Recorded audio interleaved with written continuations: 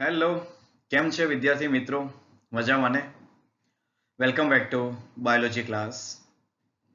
Previous લેક્ચરની અંદર આપણે અભ્યાસ કર્યો છે વસ્તી એની આંતરક્રિયા અને એ આંતરક્રિયા પૈકી બેનો અભ્યાસ કર્યો છે. એક સહકારિતા મ્યુચ્યુઅલિઝમ અને સેકન્ડ સ્પર્ધા કોમ્પિટિશન. Okay, right. આજના લેક્ચરની અંદર આપણે હવે જે બાકીની ચાર આંતરક્રિયા છે તેના વિશે અભ્યાસ કરવાનો છે. Okay, right. હા, યાદ અપાઈ દઈએ કે આજે આંતરક્રિયા એ એમસીક્યુ માટે વેરી મોસ્ટ આઈએમપી છે. ઓકે, એટલે મિસ ન થાય એ ખાસ ધ્યાન દેજો. ઓકે, થર્ડ આંતરક્રિયા પરભક્ષણ પ્રિડેશન. તો આ એક એવા પ્રકારની આંતરક્રિયા કે જેમાં સજીવ એ અન્ય સજીવને એ પોતે મારી નાખે છે. ઓકે, તો અહીંયા એ પ્રકારનો સંબંધ છે કે જ્યાં એક સજીવને ફાયદો થાય છે જ્યારે અન્ય સજીવને નુકસાન છે.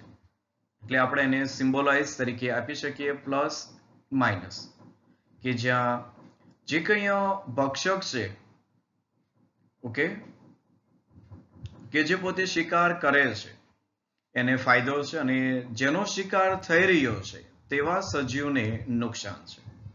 રાઈટ. પરભક્ષણ એ પ્રકૃતિની કંઈક એવી રીત છે કે જેમાં વનસ્પતિ દ્વારા સ્થાપિત કરવામાં આવતી ઉર્જા એ ઉચ્ચ પોષક સ્તરોએ સ્થાનાંતરિત થાય છે.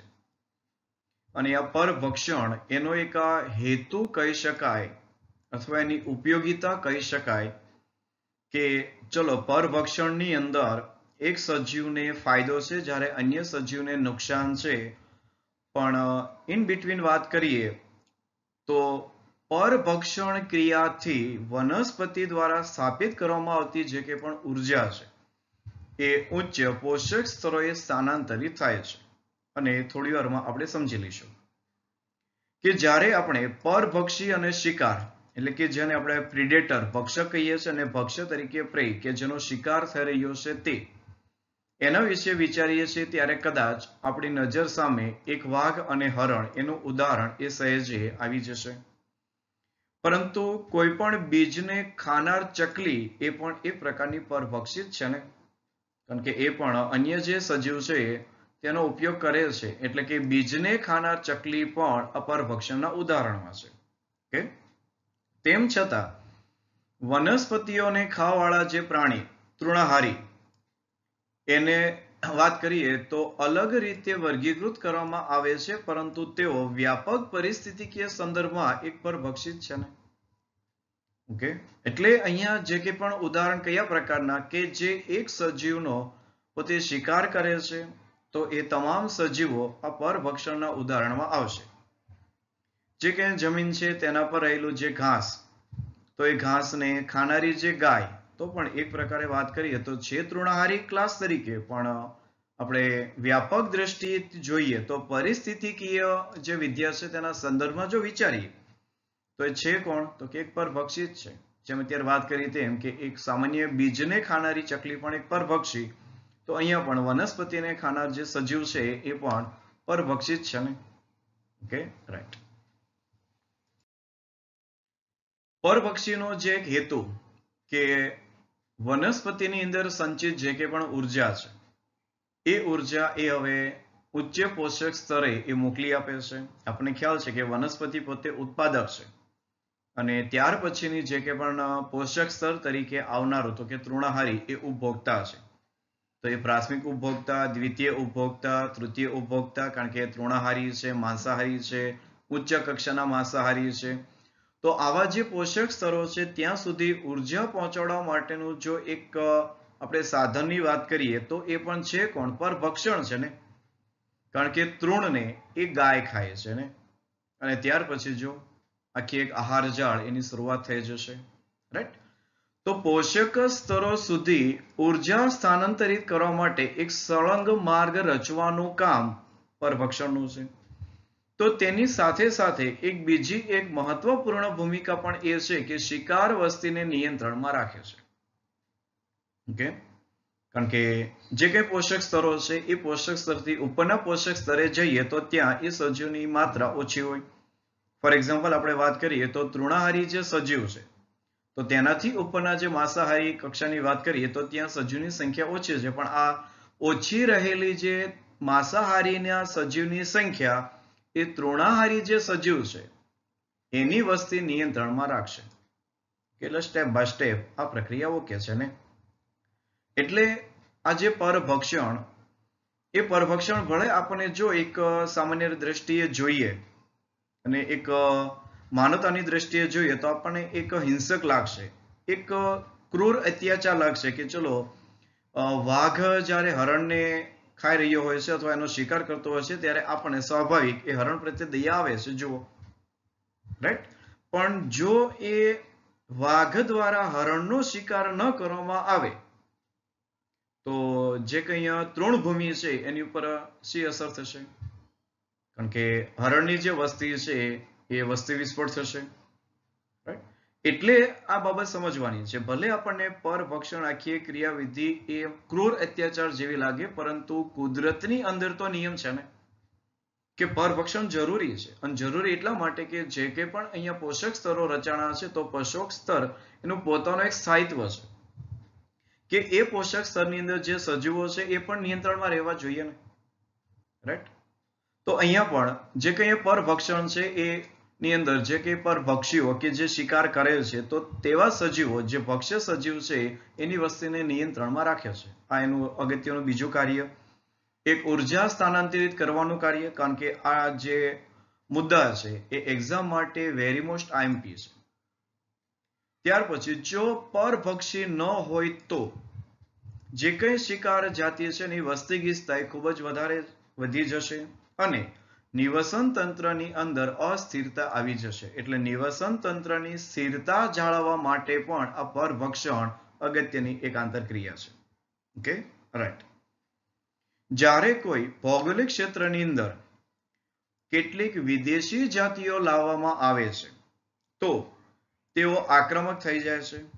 ઓકે, ફોર એક્ઝામ્પલ આપણે અહીંયા વાત કરીએ તો જો વોટર હાયસિન્થ તો એક વિદેશી જાતિ જ છે ને.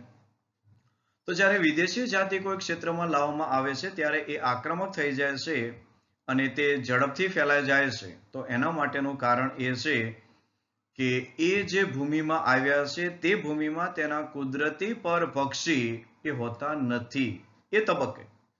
એટલે કે જ્યારે ભૌગોલિક ક્ષેત્રમાં એ વિદેશી જાતિને લાવવામાં આવે છે ત્યારે એ તબક્કે એમના જે પરભક્ષી હોય છે એ ભૌગોલિક વિસ્તારની અંદર હાજર હોતા નથી. એટલા માટે તો એમની જે વસ્તી છે એ વધુ ને વધુ, આપણે વાત કરીએ તો વસ્તી ગીચતા વધે છે અને આક્રમક બનશે.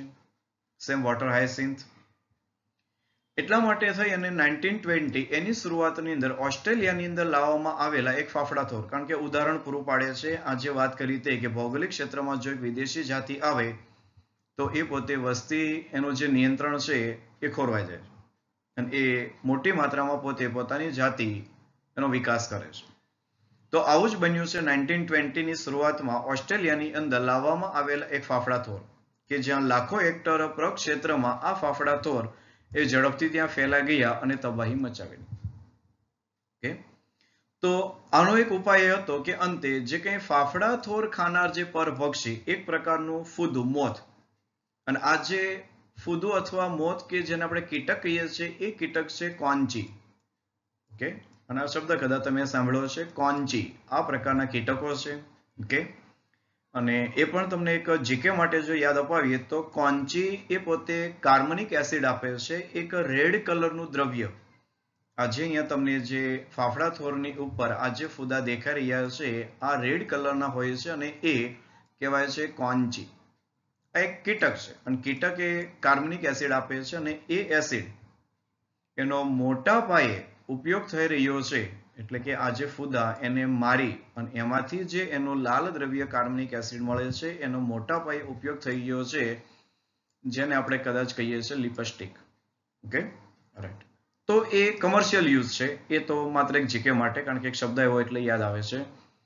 પણ અત્યારે જે કંઈ વાત થઈ રહી છે કોની, તો કે વસ્તીને નિયંત્રણમાં લાવવાની, કે જે પ્રદેશની અંદર ફાફડાથોર આવ્યા હતા તે પ્રદેશમાં તે સમયે તેમના કુદરતી ભક્ષકો ત્યાં હાજર હતા નહીં, એટલે લાખો હેક્ટરની અંદર આ ફાફડાથોર એ પ્રસરણ પામી ગયા અને કીધું તેમ તબાહી મચાવેલી, મતલબ કે સોર્સની દ્રષ્ટિએ. ઓકે, અને હવે એના માટે એટલે કે ફાફડા થોરને ખાનાર જે પરભક્ષી એટલે કે કોંચી લાવવામાં આવે છે ત્યારે પ્રાકૃતિક આવાસ ઓસ્ટ્રેલિયા ની અંદર હવે આ જે ફાફડા થોર છે એને નિયંત્રિત કરી શકાયા છે. અને આવું જ આપણે ઇન્ડિયાની અંદર મહારાષ્ટ્ર એની અંદર આજે ફાફડા થોર છે એને નિયંત્રિત કરાયા છે. Right, okay. સેકન્ડ વાત કરીએ તો કૃષિ જંતુ એના નિયંત્રણની અંદર અપનાવવામાં આવેલ જૈવિક નિયંત્રણ પદ્ધતિ. આ બાબતે આપ સૌ જાણો છો. હવે જૈવિક નિયંત્રણ પદ્ધતિ કે જે શિકાર એની વસ્તીનું નિયમન કરવાની પરભક્ષની ક્ષમતા પર જ આધારિત છે ને. ઓકે, કારણ કે એક સજીવ એ બીજા સજીવનો એ ભક્ષણ તરીકે ઉપયોગ કરે છે એટલે તેમની વસ્તી નિયંત્રણમાં રહે છે. અને એ વાત કોણ છે? તો કે જૈવિક નિયંત્રણ પદ્ધતિ છે, બાયોલોજીકલ કંટ્રોલ. ઓકે. પરભક્ષી સ્પર્ધા કરતી શિકાર જાતિઓની વચ્ચે સ્પર્ધાની તીવ્રતા ઓછી કરી અને કોઈ સમુદાયમાં જાતિની વિવિધતા જાળવી રાખવામાં પણ મદદરૂપ થશે. અને આવું જ એક ઉદાહરણ છે અમેરિકા, એના પ્રશાંત મહાસાગરીય કિનાર, એના પથરાળ આંતર જુવાળ એટલે કે ભરતીયુક્ત વિસ્તારના સમુદાયની અંદર એક તારા માછલીની એક જાતિ, તેને કહેવાય છે પાયસ્ટર, અથવા આપણે એક શબ્દ બીજો વાપરીશું પિઝાસ્ટર. ઓકે, પિઝાસ્ટર તો એક મહત્વપૂર્ણ પરભક્ષી છે. અને પ્રયોગશાળાની અંદર બહાર કરવામાં આવેલા એક ક્ષેત્ર પ્રયોગની અંદર, આ ફિલ્ડ એક્સપેરિમેન્ટ કહેવાય, તો ક્ષેત્ર પ્રયોગની અંદર જ્યારે એક બંધ આંતરજુવાળીય ક્ષેત્રમાંથી બધી જ્યારે આ તારા માછલીઓ દૂર કરવામાં આવી તો આંતરજાતીય સ્પર્ધાને કારણે એક જ વર્ષની અંદર જે કંઈ અપૃષ્ઠવંશી છે એની 10 કરતા પણ વધારે જાતિઓ એ વિલુપ્ત થઈ ગઈ. ઓકે, કારણ કે આ જે પિઝાસ્ટર એ અન્ય જે જાતિ હોય છે એને નિયંત્રણમાં રાખતી હતી, એટલા માટે થઈ અને કુદરતની અંદર એ જે કંઈ જાતિ વિવિધતા છે એ જળવાતી હતી. પણ હવે આ જે પિઝાસ્ટર છે એને જો માત્ર દૂર કરવામાં આવે તો હવે તે જેને ખાય છે તે અને તે જે નિયંત્રણમાં રાખતી હતી એમની વચ્ચે સ્પર્ધા થશે. અને સ્પર્ધાને લઈ અને વાત કરી તેમ કે જે કંઈ પણ એપ્રોક્સી એક જ વર્ષની અંદર 10 અપૃષ્ઠવંશી જે જાતિ છે એ દૂર થઈ ગઈ. એટલે કહે છે કે પરભક્ષી એટલે કે પરભક્ષણની ક્રિયા એ જો સ્પર્ધા કરતી શિકાર જાતિની વચ્ચે સ્પર્ધાની જે તીવ્રતા છે ઓછી કરે છે. રાઈટ, એટલે કે જે કે પણ અપૃષ્ઠવંશી જે સજીવો છે તે વધારે સંખ્યામાં છે તો તેમનો કોઈ ખોરાક આ પિઝાસ્ટર હશે તો પિઝાસ્ટર એ વસ્તીને નિયંત્રણમાં રાખતી હશે, તો બાકીની કે જે કંઈ વસ્તી છે નિયંત્રણમાં રહેતી હશે. પણ હવે જો એક કી સ્ટોન તરીકે આ જે પિઝાસ્ટર છે તેને જો દૂર કરી નાખવામાં આવશે તો જે કંઈ સ્પર્ધા થતી હતી એની તીવ્રતા વધી જશે. અને એ જે જાતિઓ છે એ એક જ વર્ષની અંદર લુપ્ત થઈ ગઈ. રાઈટ. જો પરભક્ષી એ ખૂબ જ વધારે કાર્યદક્ષ છે તથા તેના શિકારનું અતિશોષણ કરે છે ત્યારે બની શકે છે કે શિકાર એ વિલુપ્ત થઈ જાય. જો બાબત એક સંભાવના છે કે વાઘ છે અને એ વાઘ પોતાના શિકાર તરીકે જો હરણ છે તો હરણનું એ વધારે પ્રમાણમાં અતિશોષણ કરે તો હવે હરણ એ વાઘ માટે નહીં રહે, એટલે કે એનો જે શિકાર છે એ લુપ્ત થઈ જશે. અને ત્યારબાદ તેને અનુસરતા ખોરાકના અભાવથી આ પરભક્ષી એટલે કે વાઘ પણ એ જે કંઈ નિવસન તંત્ર છે તેમાંથી વિલુપ્ત થઈ જશે, કારણ કે એમનો જે કુદરતી જે ભક્ષ્ય છે એ જ હવે રહ્યો નથી. ઓકે, અને આ જ કારણ છે કે કુદરતની અંદર પરભક્ષી એ શા માટે સમજદાર છે. જો રાઈટ, કે પોતે જે કંઈ શિકાર કરે છે એ સમજી વિચારીને એ પોતાના જે શિકાર છે તેનું અતિશોષણ નથી કરતા ને. રાઈટ, આ એનું રીઝન છે કે શા માટે અતિશોષણ નથી કરતા. જો એ અતિશોષણ કરશે તો એમનો જે સ્ત્રોત છે એ સ્ત્રોત એક દિવસ ખૂટી જશે અને એ ખૂટવાને લઈ અને જેની ઉપર એ નિર્ભર છે તો એ પણ પૃથ્વી પરથી ચાલ્યા જશે. તો આવું ન થાય એટલા માટે કુદરતના જે પરભક્ષી એ પણ સમજદાર છે. Okay, right. પરભક્ષણના પ્રભાવને ઓછો કરવા માટે શિકારી જાતિઓએ વિવિધ સ્વરક્ષણ પણ કેળવી લીધું છે. એટલે જે પ્રેય ભક્ષ્ય જે હોય છે એ પોતે પોતાના જે કંઈ પણ પ્રિડેટર છે તેનાથી બચવા માટે એ કંઈક સ્વરક્ષણ મેળવી લીધું છે અને એની ચર્ચા કરીશું. કીટક અને દેડકા એની કેટલીક જાતિઓ પરભક્ષી દ્વારા સહેલાથી ઓળખાઈ જવાથી એ બચવા માટે રહસ્યમય રીતે પોતે રંગીન હોય છે. કેમોફ્લેજી પણ આપણે કહી શકીએ છીએ અથવા ક્રિપ્ટિકલી કલર્ડ કે રહસ્યમય રીતે રંગીન. ફોર એક્ઝામ્પલ તમે અહીંયા બિલાડીને જોઈ શકો છો કે પોતે પોતાનું જે કંઈ પણ પાશ્ચાત્ય છે તે પ્રમાણે પોતે એ કેમોફ્લેજી બતાવશે. કેમેલિયોન તમે સારી રીતે ઓળખો છો, જે પોતે આ પ્રકારે કેમોફ્લેજી એટલે કે પાશ્ચાત્યની અંદર એ વળી જતા હોય છે. અહીંયા તો કે જો પોતે ક્રિપ્ટિકલી કલર્ડ કે જે પ્રકારનો અહીંયા પર્ણ છે તે પ્રકારના સજીવના કલર છે ને. અહીંયા ઉપર તમે આજે પક્ષી જુઓ છો તો જો જાડી ઝાંખરા એ પ્રકારનો કલર એ પોતાના પીછાને પાંખે ધરાવે છે. એટલે આવા જે સજીવ છે પોતાના ભક્ષક સજીવથી સહેલાથી ઓળખાઈ ન જાય અને પોતે પોતાનું રક્ષણ કરી શકે. ઓકે, એટલે પરભક્ષણના પ્રભાવને ઓછો કરવા શિકારી જાતિઓએ કંઈક વિવિધ સ્વરક્ષણ. એમાં પહેલું સ્વરક્ષણ ક્રિપ્ટિકલી કલર્ડ અથવા કેમોફ્લેજી. Okay, right. ધેન કેટલીક શિકાર જાતિઓ એ કંઈક ઝેરી હોય છે, એટલે કે પોતાના દ્વારા કંઈક પોઈઝન એ નિર્માણ કરતા હોય છે, જેને લઈ અને એમના જે પ્રિડેટર્સ એ તેનાથી દૂર રહેતા હોય છે અને તેથી પરભક્ષીઓ તેમને ટાળી દે છે કે પછી એમને ખાતા નથી. અને એનું ઉદાહરણ છે મોનાર્ક પતંગિયું. આ જે તમે અહીંયા પોસ્ટરમાં જુઓ છો તે પ્રમાણે આ જે પતંગિયું એ મોનાર્ક છે. અને આ મોનાર્ક પતંગિયું એ તેના શરીરની અંદર કંઈક વિશેષ રસાયણ હોવાને કારણે તે પોતાના જે કંઈ પરભક્ષી છે એના માટે ખૂબ જ અરુચિકર છે, એટલે કે બેસ્વાદ છે એવું આપણે કહી શકીએ. રાઈટ. અને એ સ્વાદમાં એ વધારે ખરાબ છે. અને આ વધારે ખરાબ હોવાને કારણે એમના જે પરભક્ષી છે એમને ખાવાનું ટાળી દેશે. અને આ એવું એટલા માટે કે પતંગિયું આ રસાયણને પોતાની ઈયળ અવસ્થાની અંદર ઝેરી નીંદણના આહાર દ્વારા મેળવે છે. કારણ કે આપણને ખ્યાલ છે કે આ જે પતંગિયું છે એમનું જીવન ચક્ર છે અને જીવન ચક્રની અંદર એ પોતાની પુપા અવસ્થાથી આ જે ઈયળ અવસ્થામાં જ્યારે આવે છે ત્યારે એ જે નિવાસસ્થાનમાં રહેતી હોય છે ત્યાં જે કંઈ ખેડૂતો દ્વારા કે વોટર કોઈ પણ કારણસર ઝેરી નીંદણ જ્યારે છાંટવામાં આવતું હોય છે ત્યારે એ એને ટોલરેટ કરી લે છે, સહન કરી લે છે. અને એ ઝેરી નીંદણની અસર ત્યારબાદ એ પુખ્ત થાય, એટલે કે જ્યારે પુખ્ત થઈને પતંગિયું બને છે ત્યારે આ જે ઝેરી નીંદણ જે રસાયણ રૂપે એને ગ્રહણ કર્યું છે તે હવે એને રક્ષણ આપે છે. ઓકે, એટલે આ જે ઉદાહરણ છે એ અગત્યનું છે. રાઈટ.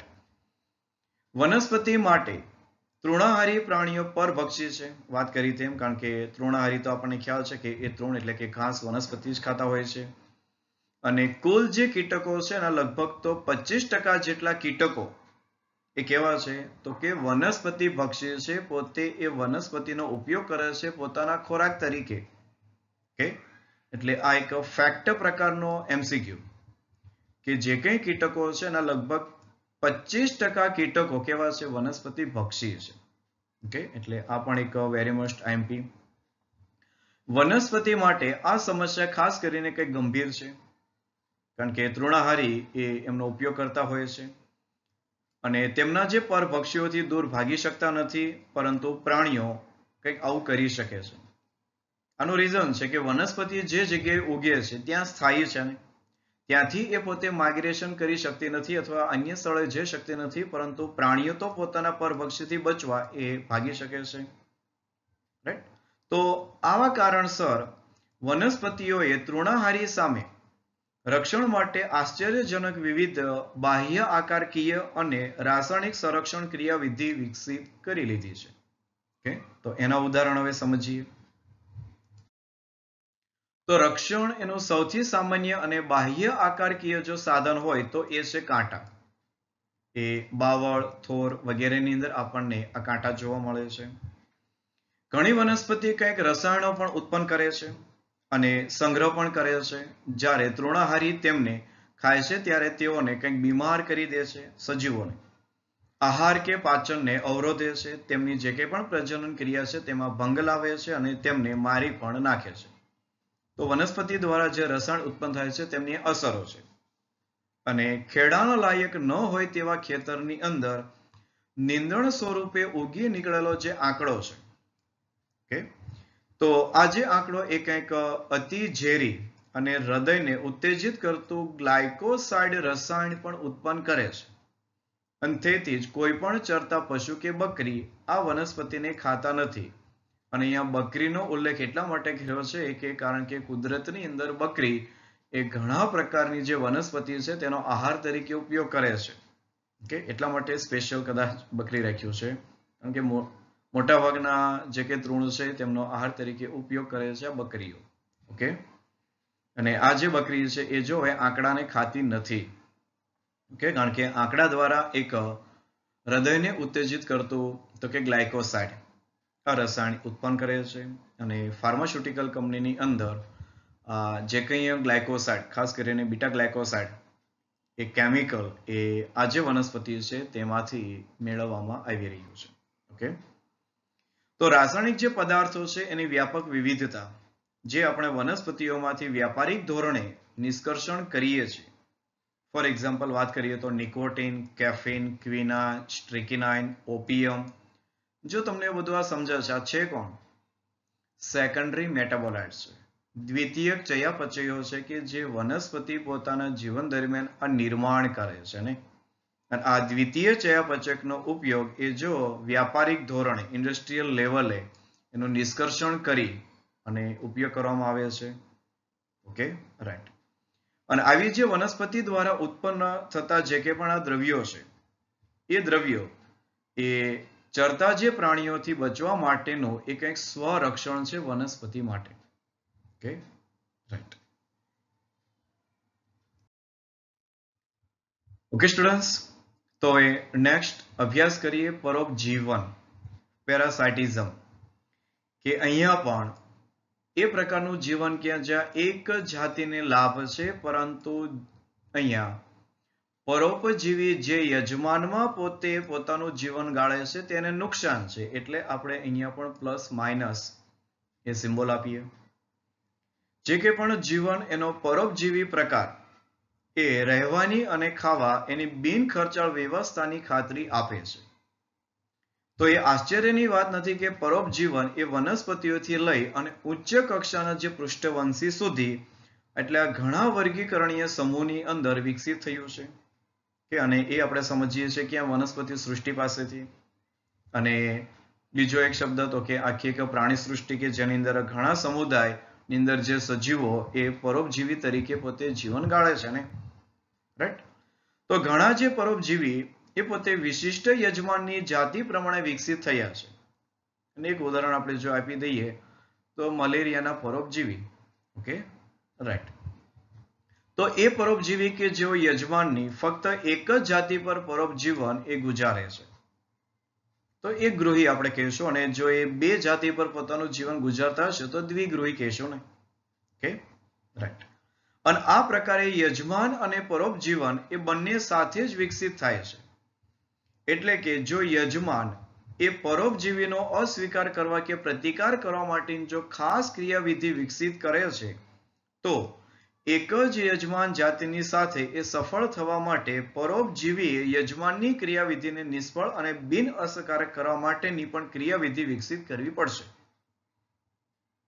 ઓકે, વિધાન વ્યવસ્થિત સમજાય કે યજમાન અને પરોપજીવી એ બંને સાથે જ વિકસિત થયા છે.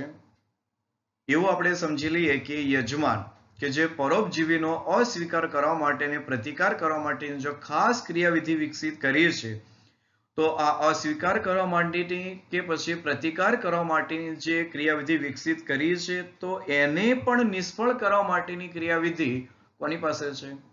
તો કે પરોપજીવી સજીવ પાસે છે. એટલે કે એ થોડોક વધારે સુપર સ્પેશિયલ થઈ ગયું છે એવું આપણે કહી શકીએ. એટલે કે છે કે પરોપજીવીએ યજમાનની જે ક્રિયાવિધિ છે અને નિષ્ફળ અને બિન અસરકારક કરવા માટેની ક્રિયાવિધિ પણ વિકસિત કરવી પડશે તો જ એ પરોપજીવી યજમાનના સજીવ શરીરની અંદર રહી શકે. Okay, right.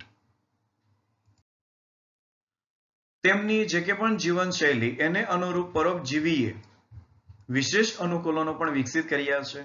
ફોર એક્ઝામ્પલ, જરૂર ન હોય તેવા સંવેદી અંગો ગુમાવવા, આ પહેલું અનુકૂલન. યજમાનથી ચોંટી રહેવા માટે ગુંદરીય અંગ કે ચૂસક એની હાજરી. બીજું અનુકૂલન, પાચન તંત્રનો લોપ કરવો, ત્રીજું અનુકૂલન, અને ઉચ્ચ પ્રજનન ક્ષમતા પોતાની જે સંતતિ છે એ બહુ મોટી માત્રામાં નિર્માણ કરવી. અને જે કંઈ એમસીક્યુ છે એના માટે આઈએમપી. એટલે કે જે યજમાન છે એમની જે જીવનશૈલી છે એને અનુરૂપ પરોપજીવી પાસે પણ હવે પોતાના વિશિષ્ટ અનુકૂલન છે અને વિશિષ્ટ અનુકૂલનને કારણે જ એ પરોપજીવી છે ને. અને એના માટે જો વાત કરીએ તો જો જરૂર ન હોય તેવા સંવેદી અંગો ગુમાવી દીધા. યજમાનથી ચોંટી રહેવા માટે કંઈક એવા ગુંદરી અંગો કે ભાઈ ચૂસક એની હાજરી. ફોર એક્ઝામ્પલ જો અહીંયા બાજુમાં જે કંઈ યકૃત કૃમિ છે તો ઓરલ સકર છે, એટલે કે ચોંટી રહેવા માટે એ ચૂસક છે. પાચન તંત્રનો લોપ અને ઉચ્ચ પ્રજનક ક્ષમતા. જો જે કંઈ આખી જે આ વિટેલ એરિયા છે, પછી એનું ગર્ભાશય છે, અહીંયા અંડપિંડ છે, તો આ મોટું આ એક પ્રજનન તંત્ર છે ને. આ જ પ્રજનન તંત્રની અંદર આ જે યકૃત કૃમિ ભલે આપણને સૂક્ષ્મ દેખાય પણ એ મોટી માત્રામાં પોતે પોતાની સંતતિ નિર્માણ કરે છે, એટલે કે ઉચ્ચ પ્રજનન ક્ષમતા, હાઈલી રિપ્રોડક્ટિવ રેટ. ઓકે, તો આ અનુકૂલન છે. અનુકૂલન એ યાદ રાખવાના છે આપ સૌએ. Okay, right. પરોપજીવીનું કે જે કંઈ જીવન ચક્ર એ ઘણીવાર જટિલ હોય છે, જેમાં એક કે પછી બે મધ્યસ્થ યજમાન કે પછી વાહકો એ સામેલ હોય છે કે જે તેના પ્રાથમિક યજમાન એના પરોપજીવીપણાને એ કંઈક સુલભ બનાવે છે. અને આવું એક ઉદાહરણ તો કે માનવ યકૃત કૃમિ ટ્રિમેટોડ, બરાબર, આનું સાયન્ટિફિક નેમ છે ટ્રિમેટોડા, કે તેના જીવન ચક્રને પૂર્ણ કરવા માટે આ જે માનવ કૃમિ છે અથવા તો માનવ યકૃત કૃમિ છે ટ્રિમેટોડા, એ પોતે બે મધ્યસ્થ યજમાન, એક ગોકળગાય અને એક માછલી, એના પર આધાર રાખે છે. એટલે કે માનવ યકૃત કૃમિ એ કેવું છે? દ્વિગૃહી છે, બરાબર, ડાયજેનેટિક કહી શકાય. મેલેરિયા જે પરોપજીવી છે એના બીજા યજમાનો પર ફેલાવા માટે રોગવાહકની આવશ્યકતા રહે છે. આ રોગવાહક આપણને ખ્યાલ છે, માદા એનોફિલિસ મચ્છર. Okay, right. મોટાભાગના જે પરોપજીવી એ યજમાનને નુકસાન પહોંચાડે છે. તેઓ યજમાનની ઉત્તરજીવિતતા, એની જે કંઈ વૃદ્ધિ છે, એની પ્રજનન દર છે, એમાં ઘટાડો કરી શકે છે અને તેની જે વસ્તી ગીચતાને પણ ઘટાડી શકે છે.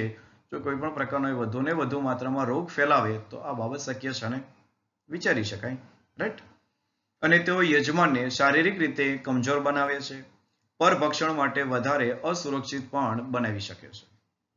Okay, right. એટલે આ બાબતે એ કઈ બાબતો કે રોગિષ્ટ સ્થિતિ, કારણ કે જે કંઈ પરોપજીવી છે એ યજમાનને એ રોગિષ્ટ બનાવે છે. અને આ જે બાબત વાત કરી કે ભાઈ ચલો એ ઉત્તરજીવિતતા છે, વૃદ્ધિનો દર અને પ્રજનન દર ઘટાડો કરવો, અને જે કંઈ વસ્તી ગીચતા છે એ પણ, કારણ કે જો એ રોગિષ્ટ દ્વારા એ વ્યક્તિ મૃત્યુ પામે તો વસ્તી ગીચતા પણ છે એ ઘટી શકે.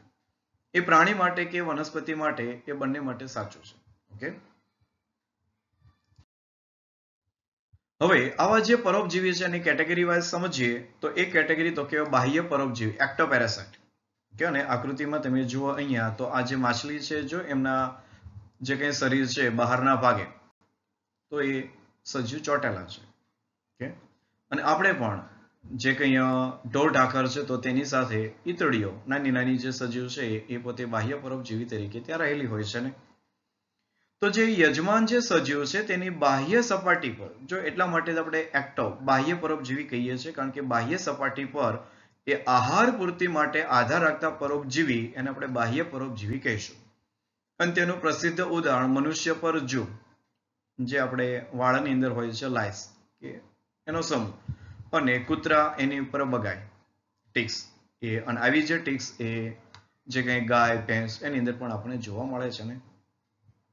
ઘણી જે સામુદ્રિક માછલીઓ એ બાહ્ય પરોપજીવી અરિત્રપ્રાદ એટલે કે કોપેપોડ્સ, આ જે સજીવ છે કોપેપોડ્સ છે કે તો એના દ્વારા અસરગ્રસ્ત થાય છે. આ ઉદાહરણ છે બાહ્ય પરોપજીવીના જે યાદ રાખવાના છે, રાઈટ. અમરવેલ, ઓકે, નામ જાના પહેચાના, અમરવેલ કક્ટસ. તો એક પણ પરોપજીવી વનસ્પતિ છે અને આપણે અમરવેલને તો સંપૂર્ણ પરોપજીવી પણ કહીએ છીએ. જુઓ કે જે સામાન્યતઃ વાડની અંદર ઉગતી જે વનસ્પતિ એના પર વૃદ્ધિ કરે છે.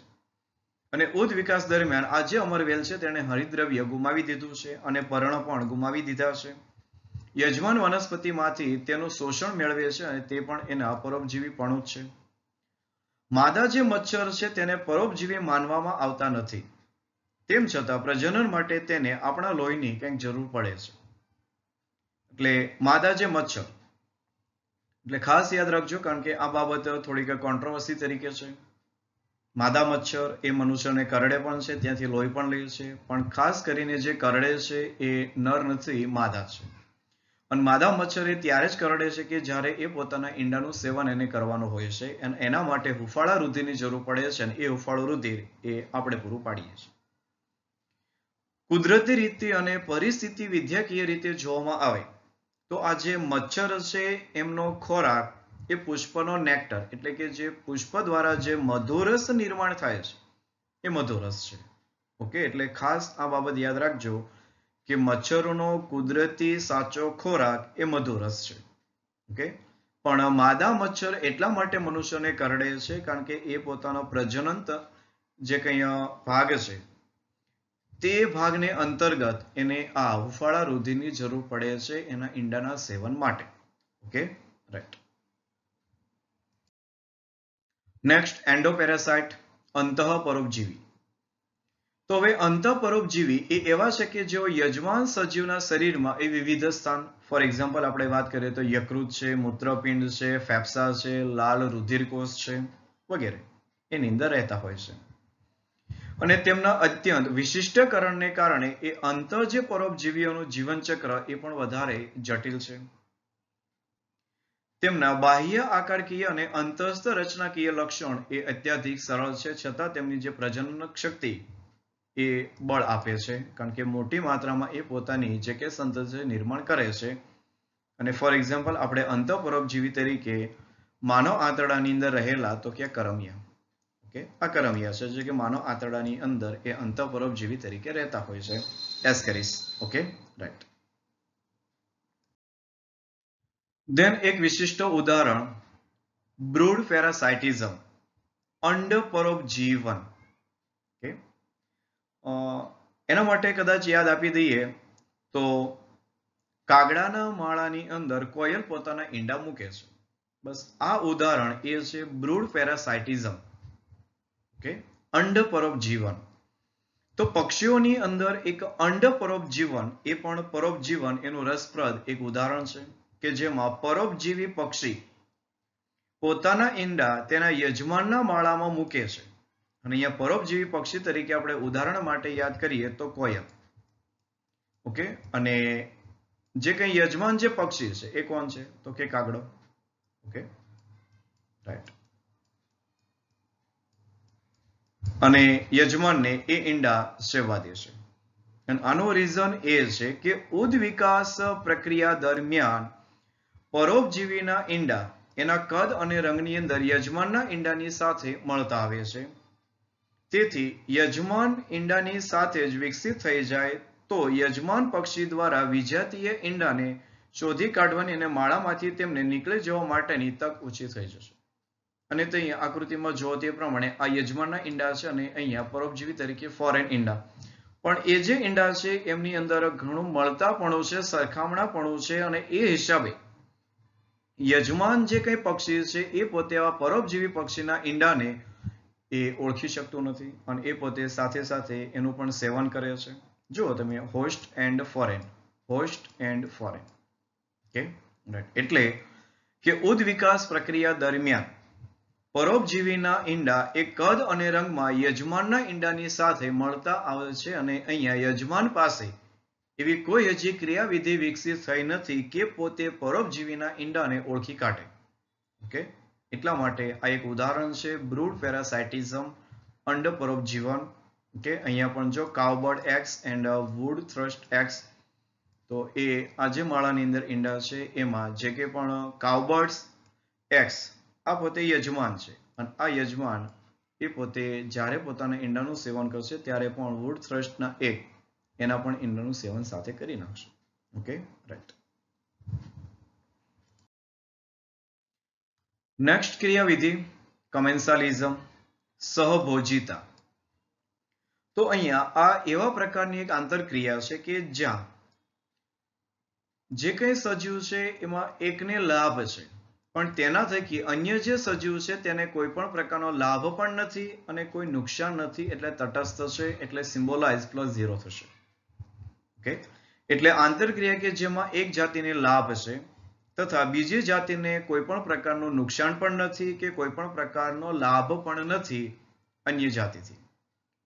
રાઈટ, તો આવું જે ઉદાહરણ એમાં આંબાની ડાળી પર પરરોહી તરીકે ઉગતી ઓર્કિડ વનસ્પતિ, અને આપણને ખ્યાલ છે કે એપિફાઇટિસ તરીકે અહીંયા ઓર્કિડ છે. અને વહેલની પીઠ પર વસવાટ કરતા બાર્નિકલ્સ, આ વહેલ છે અને એમની પીઠ પર આ બધા એ બાર્નિકલ્સ છે. ઓકે, તો હવે આ બાર્નિકલ્સ એ વહેલને કોઈ પણ પ્રકારનું એ નુકસાન કે પછી વહેલને બાર્નિકલ્સથી કોઈ પણ પ્રકારનો લાભ નથી. અને એવું જ અહીંયા જે આંબાનું જે વૃક્ષ છે તેના પર રહેલા ઓર્કિડથી આંબાને કોઈ પણ પ્રકારનો લાભ તો છે જ નહીં, તેમ છતાં કોઈ પણ પ્રકારનું નુકસાન પણ નથી ને. તો આવો જે સંબંધ છે એને આપણે નામ આપીએ છીએ સહભોજિતા. અને ખાસ રિક્વેસ્ટ કે સહભોજિતા અને સહજીવન આ બંને અલગ છે. ઓકે, સહજીવન એ મ્યુચ્યુઅલિઝમ છે અને સહભોજિતા કમેન્સાલિઝમ છે. એટલે શબ્દો ઉપર પણ થોડું ધ્યાન આપજો. Okay, right. સેકન્ડ ઉદાહરણ તો કે બગલા અને ચારણ કરતા પશુ એ નજીકથી એકબીજાના ગાઢ સહવાસમાં રહે છે. કૃષિ ક્ષેત્રવાળા ગ્રામીણ વિસ્તારમાં આ દ્રશ્ય જોવા મળશે કે જ્યાં પશુ જ્યારે ચરતા હોય છે ત્યારે તેની સાથે જ બગલા એ ખોરાક પ્રાપ્તિ માટે ત્યાં રહેતા હોય છે. કારણ કે જ્યારે પશુ એ ચાલે છે ત્યારે ઝાડ પણ હલાવે છે અને તેમાંથી કીટકો બહાર નીકળે છે અને બગલા એ કીટકોને ખાય છે. નહીતર વાનસ્પતિક જે કીટકો છે તેને શોધવા અને પકડવા માટે એ બગલાને થોડુંક વધારે મુશ્કેલ છે. ઓકે, તો આ પણ એક કમેન્સાલિઝમ. રાઈટ, હવે આ જ વસ્તુ પણ ફોર એક્ઝામ્પલ આ જે નીચે અહીંયા બગલો જે બેઠો છે અને હવે આ જ બગલો એ ઉડી અને આ જે ગાય દેખાયેલ છે એના શરીર પર હોય, રાઈટ, અથવા અહીંયા કાબર હોય અથવા અન્ય કોઈ પક્ષી હોય કે જે આ જે ગાય છે તેના શરીર પર રહેલી જો જીવાત છે અને જીવાતને એ પોતે પોતાના ખોરાક તરીકે ઉપયોગ કરે છે. તો હવે આ ઉદાહરણ એ હવે ટ્રાન્સફર થઈ જશે ક્યાં? મ્યુચ્યુઅલિઝમમાં, સહોપકારિતાની અંદર. કારણ કે શા માટે? બંને જાતિને લાભ થયો છે. જો કોને? ગાય છે એને આવી જે જીવાત છે એનાથી છુટકારો મળશે અને જે જીવાતને ખાય છે તેને પોતાનો આહાર મળશે. ઓકે, એટલે વ્યવસ્થિત આ જે ઉદાહરણ છે એને સમજવાનું છે. કારણ કે અહીંયા એક થોડીક એવી લાઈન છે અથવા તો આપણે એવું કહી શકીએ કે માઇનર ડિફરન્ટ છે આ ઉદાહરણની અંદર. ઓકે, કારણ કે ભેંસ એની ઉપર મોટે ભાગે આપણે આવી જે કાબર હોય છે અથવા કાગડા હોય છે જોતા હોઈએ છીએ. તો એ પ્રકારનો જે સંબંધ છે એ સંબંધ ત્યાં મ્યુચ્યુઅલિઝમ તરીકે સહોપકારિતા થશે. પણ જ્યારે અહીંયા બગલા અને ચારણ કરતા પશુ એ એકબીજાના ગાઢ સહવાસમાં છે, પરંતુ અહીંયા જે કંઈ ગાય છે તેનાથી અથવા એવું કહી શકાય કે ગાયને બગલાથી કોઈ પણ પ્રકારનું નુકસાન કે કોઈ પણ પ્રકારનો લાભ નથી. પણ હા, અહીંયા એક જાતિ તરીકે બગલાને એ લાભ કયો થશે કે આ જે પશુ છે જ્યારે ચરે છે ત્યારે પોતાની જે મૂવમેન્ટ આપે છે તે દરમિયાન જે કંઈ ઘાસચારો છે એ જ્યારે હલનચલન કરે છે ત્યારે ઘાસની અંદર રહેલા જે કીટકો છે એ ઉડે છે અને એ કેપ્ચર કરે છે આ બગલા. એટલે બગલાને પોતાનો ખોરાક મળી જશે. Okay, right. સહભોજિતાનું અન્ય એક ઉદાહરણ છે સમુદ્ર ફૂલ અને તેની સાથે રહેતી ક્લોવન માછલી. તો સમુદ્ર ફૂલ કે જે ડંખી સૂત્રાંગો ધરાવે છે તથા તેની વચ્ચે રહેતી રંગ બદલતી ક્લોવન માછલી એ પારસ્પરિક ક્રિયાનું ઉદાહરણ છે કે જ્યાં ક્લોવન જે માછલી છે તેને આ જે સમુદ્ર ફૂલ છે તેના દ્વારા પરભક્ષીઓથી સુરક્ષા મળી જશે કે જે પરભક્ષીઓને ડંખી સૂત્રાંગોથી દૂર રાખે છે અને સમુદ્ર ફૂલની યજમાનની બદલ ક્લોવન માછલીથી કોઈ પણ પ્રકારનો લાભ નથી કે પછી નુકસાન પણ નથી. ઓકે, એટલે સમુદ્ર ફૂલ સાથે ક્લોવન માછલી એ ઉદાહરણ છે કોનું? તો કે સહભોજિતા, કમેન્સાલિઝમ. Okay, right. ઓકે, અને લાસ્ટ આંતરક્રિયા તો કે પ્રતિજીવન અમેન્સાલિઝમ. Okay, right. તો આ પ્રતિજીવન એક એવી ક્રિયા છે કે જેમાં એક જાતિ નુકસાનગ્રસ્ત થાય છે જ્યારે અન્ય જાતિને કોઈ પણ પ્રકારનો પ્રભાવ પડતો નથી અથવા એ અપ્રભાવિત રહેશે અથવા તો નુકસાનગ્રસ્ત થતી નથી. અને એના માટે આપણે જો સિમ્બોલાઇઝ કરીએ તો એક જાતિનું નુકસાન છે એટલે માઇનસ અને બીજી જાતિ તટસ્થ છે એટલે 0. અને આવું ઉદાહરણ એ એન્ટાગોનિસ્ટિક સંબંધ પ્રકારનું છે, કારણ કે પેનિસિલિયમ જે ફૂગ છે તેના દ્વારા જે રસાયણ કે જેને આપણે પેનિસિલિન કીધું છે તે રસાયણ દ્વારા ગ્રામ પોઝિટિવ જે બેક્ટેરિયા છે એ કિલ થાય છે. Okay, right. અને આવું જ એક બીજું ઉદાહરણ કે આલ્ગલ બ્લૂમ્સ, જેને આપણે લીલ અને એના આપણે આલ્ગલ બ્લૂમ્સ એક પ્રકારે મોટી માત્રામાં ફૂલી ફાલે એને આપણે બ્લૂમ્સ કહીએ છીએ. તો આ જે આલ્ગલ જે બ્લૂમ્સ એને કારણે જે કે પણ ઝેરી દ્રવ્ય નિર્માણ થાય છે તો એ ઝેરી દ્રવ્યના નિર્માણથી આ જે માછલીઓ છે કિલ થાય છે. એટલે કે માછલી અસરગ્રસ્ત થશે, એને નુકસાન થશે, પણ આલ્ગલ જે બ્લૂમ છે એને કોઈ પણ પ્રકારની હાનિ નથી, એટલે તટસ્થ છે. Okay, right. ઓકે, હા. અને એક બાબત કે સમુદ્ર ફૂલ અને ક્લોવન માછલી એ ઉદાહરણ છે કોનું? ઓકે, તો કે કમેન્સાલિઝમ. ઓકે, પરંતુ જો આ જ સમુદ્ર ફૂલ છે, વ્યવસ્થિત સમજવાનું છે, સમુદ્ર ફૂલ કે જેની પાસે સૂત્રાંગો છે અને બીજું નામ છે હર્મિટ કરચલો. જો આ ઉદાહરણ હોય તો આ જે ઉદાહરણ છે એ ઉદાહરણ છે સહભોજિતા એટલે કે મ્યુચ્યુઅલિઝમનું છે. કારણ કે સમુદ્ર ફૂલ પાસે જે કંઈ પણ શું કહેવાય સૂત્રાંગો છે, તો એ સૂત્રાંગોનો ઉપયોગ એ હર્મિટ જે કરચલો છે પોતાના રક્ષણ માટે કરશે. અને સમુદ્ર ફૂલ જે હર્મિટ કરચલા ઉપર છે તો હર્મિટ કરચલો જ્યાં જ્યાં જશે ત્યાં આ સમુદ્ર ફૂલ જશે અને પોતાને ખોરાક મળશે. એટલે એકને રક્ષણ છે અને એકને ખોરાક, તો બંને જાતિને અહીંયા લાભ થાય છે. એટલે આ જે ઉદાહરણ છે એ ઉદાહરણ એટલે કે સમુદ્ર ફૂલ સાથે હર્મિટ કરચલાનું ઉદાહરણ એ બને છે આપણે પરોપકારિતા મ્યુચ્યુઅલિઝમ કે બંનેને લાભ છે. Okay, right. Okay students, right. તો આશા રાખીએ કે જે કે પણ લેક્ચરની અંદર સમજાવવામાં આવ્યું છે એ તમને સમજાઈ ગયું હશે. રાઈટ. ઓકે. અને વાત કરી તેમ કે એનસીઈઆરટી બેઝ હવે જે કે એમસીક્યુઝ આપે છે તો આપણી પણ સારામાં સારી એક તક છે કે ભાઈ એનસીઈઆરટી બેઝ રીડિંગ અને એને સમજીએ, બાયોલોજી સમજીએ. રાઈટ. તો અહીંયા ખાસ આ જે ચેપ્ટર છે એ ચેપ્ટર એટલે કે સજીવો અને વસ્તી એની આપણે પૂર્ણાહુતિ કરીએ. રાઈટ. હા. અને જે કંઈ ચેપ્ટર છે તેને સંબંધિત અને થોડુંક વધારે સમજણમાં બેસે અને વધારે થોડા કોન્સેપ્ટ ક્લિયર થાય તે માટે નેક્સ્ટ લેક્ચરની અંદર આ ચેપ્ટર છે તેની રિવિઝન ટેસ્ટ એ આપવાની છે આપ સૌએ. તો આ ટેસ્ટ માટે આપ સૌને ઓલ ધ બેસ્ટ. ઓકે, તો મળીએ હવે નેક્સ્ટ લેક્ચરમાં. ત્યાં સુધી આપ સૌને all the best. Have a nice day and thank you.